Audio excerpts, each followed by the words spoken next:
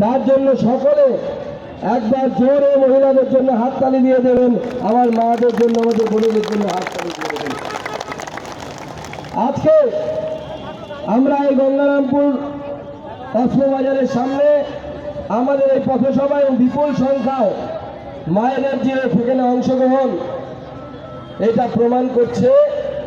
যে আগামী লোকসভা নির্বাচনে কমসে কম 1 লক্ষের ব্যবধানে আমরা এই লোকসভা নরেন্দ্র মোদীকে উপহার দিতে চলেছি, নরেন্দ্র মোদীকে জিতে উপহার দিতে চলেছি। মঞ্চে উপস্থিত আছেন সম্মানীয় জেলা সভাপতি স্বরূপ চৌধুরী মহাশয়, গঙ্গারামপুরের বিধায়ক সত্যেন্দ্র নায়ক মহাশয়, যিনি বহু পরিশ্রম করেন গঙ্গারামপুরের জন্য, তপনের পরিশ্রমী এবং জনপ্রিয় বিধায়ক বুধরায় টুডু মহাশয়, আমাদের সন্দেশখালীর দিদিরা পদ্মাদি থেকে শুরু করে অন্যান্য যারা এসেছেন, আমাদের অশোক বর্ধন, বাপি সরকার, গৌতম রায়, সাধারণ সম্পাদক আমাদের গৌতম চক্রবর্তী, প্রাক্তন সভাপতি আমাদের প্রদীপ সরকার সহ যত নেতৃত্ব আছে, মহিলা মোর্চার সভানেত্রী, অন্যান্য মোর্চার সভাপতি,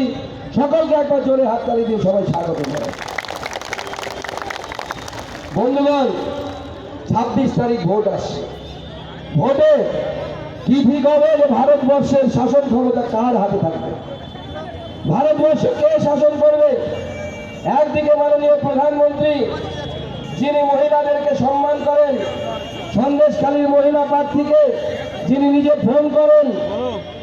তার লড়াইকে বাহবা দেন, আর উল্টো দিকে তৃণমূল কংগ্রেস, যারা নিজের পরিবার ছাড়া কিছু বোঝে না,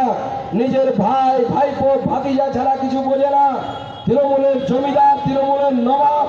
এই নবাবদেরকে তাদের নবাব বাড়ি থেকে টেনে বের করে গণতান্ত্রিক ভাবে পরাজিত করতে হবে, গণতান্ত্রিক ভাবে তাদেরকে রাজনীতির বাইরে আনতে হবে। আজকে এখানে তৃণমূল কংগ্রেসের যিনি প্রার্থী হয়েছেন, আজকে সত্যেন্দা বলছিলেন তারা নিজেদেরকে জমিদার মনে করেন,